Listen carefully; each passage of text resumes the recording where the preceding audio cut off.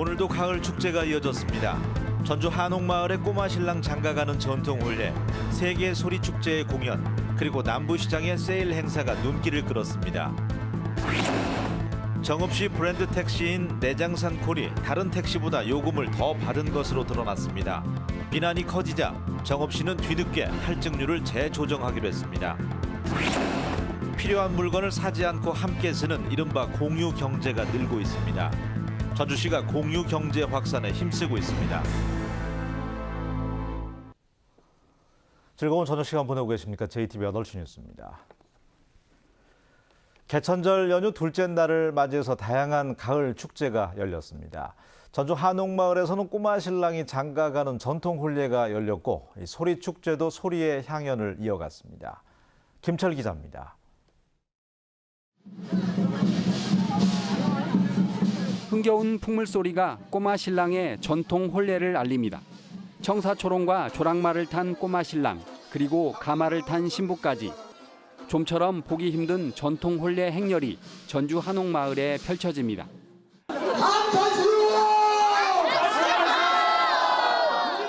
신부 집 앞에 도착한 함자비들이 함을 사라는 우렁찬 소리로 흥을 돋웁니다. 오징어 가면을 쓴 함지내비가 신부 측과 실랑이를 벌이더니 잠시 후 전통 혼례가 시작됩니다. 우리가 일생 동안 성년례, 혼인례, 그다음에 장례, 제례가 되었습니다. 이 4예를 우리 인생은 다 마치고 떠나가게 되었습니다. 앳된 꼬마 신랑과 어여쁜 신부의 전통 혼례는 어르신들에게 옛 추억을 떠올리게 합니다. 전통 혼례 한다고 해서 그래서 여기 왔어요. 그 생각이 여기 떠오르죠. 머리에 다 떠올라. 우리는 다 객했으니까.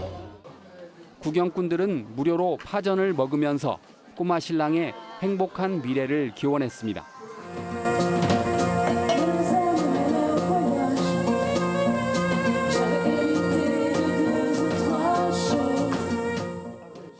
이른 아침 비가 내리는 궂은 날씨도 전주 세계 소리축제 야외 공연장을 찾은 시민들의 발길을 막진 못했습니다.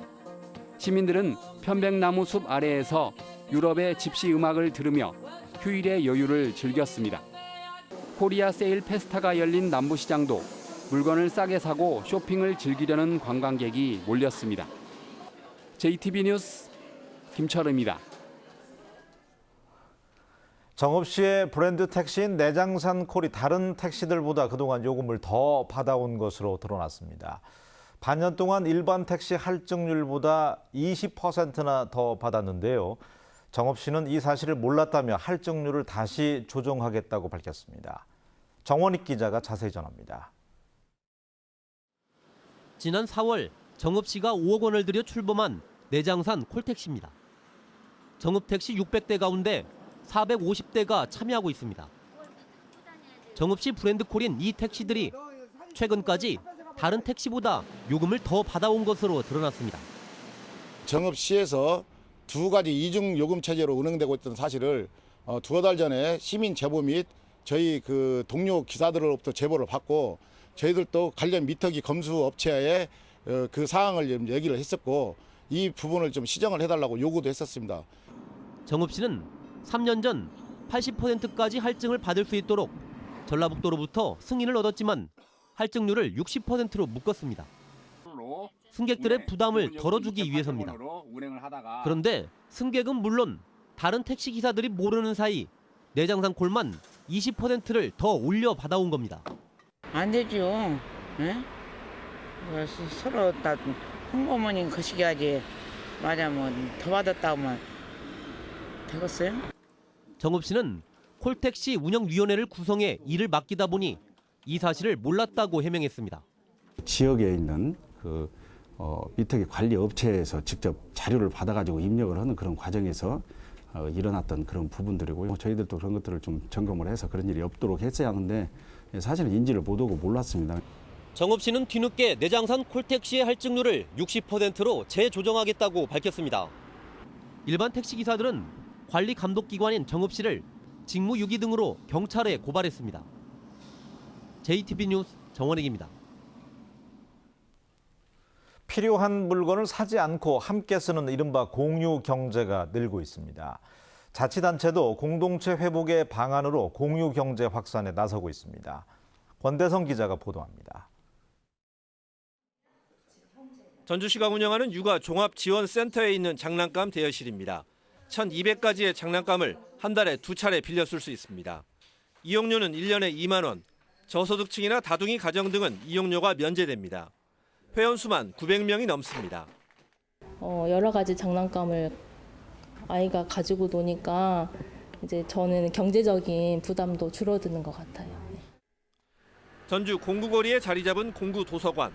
건설 근로자를 지원하는 한 단체가 가끔 필요하지만 사기는 부담스러운 공구를 나눠 쓰자는 취지에서 만들었습니다. 전주 시민이면 누구나 일주일 동안 무료로 빌려 쓸 수 있습니다. 전주 시민이 기부하신 물건들을 공구들을 이제 같이 공유함으로 인해서 가정경제의 부담을 덜어들기 위해서 시작하게 되었습니다. 자치단체도 비영리적인 목적으로 물건과 장소를 나눠 쓰는 이른바 공유경제에 대한 인식 확산에 나서고 있습니다. 이제 공동체를 회복하고 이 사람과 관계를 이렇게 끌어낼 수 있는 그런 사업들을 발굴하고자 하는데요. 공유경제가 나눔과 연대의 공동체를 살리는 계기가 될지 주목됩니다. JTB 뉴스 권대성입니다. 도내 학생들의 법정 전염병 감염 증가율이 전국 최고 수준으로 나타났습니다. 교육부에 따르면 지난 2015년 도내에서 법정 전염병에 감염된 학생은 모두 3,800여 명으로 3년 전에 650여 명에 비해서 무려 6배 가까이가 급증했습니다. 이 같은 증가율은 전국 평균을 2배 가까이 웃도는 것으로 전국 16개 시도 가운데 두 번째로 높은 것입니다. 긴급 출동한 소방차 10대 가운데 넉 대는 현장에 5분 안에 도착하지 못하고 있어서 대책 마련이 시급합니다. 지난해 말을 기준으로 소방차가 긴급 출동했을 때 5분 안에 현장에 도착하는 비율은 57.4%였습니다. 전라북도 소방본부는 화재로 인한 피해를 줄이기 위해서 소방차의 진입도로 확대와 소방차 길터주기 습관 등이 필요하다고 밝혔습니다. 내년 전라북도 항만 예산이 대폭 줄어들 것으로 보입니다.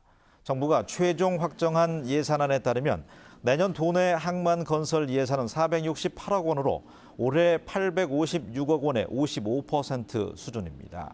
내년 항만 건설 예산이 대폭 축소된 것은 새만금 방파제 공사가 올해 완공돼서 공사 물량이 줄었기 때문으로 분석됩니다.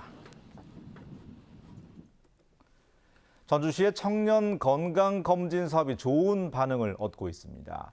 전주시는 만 30살 이하를 대상으로 실시하는 무료 건강검진 사업에 올 들어 이달까지 4,300여 명이 참여해서 지난해 전체 검진자 수에 육박했다고 밝혔습니다.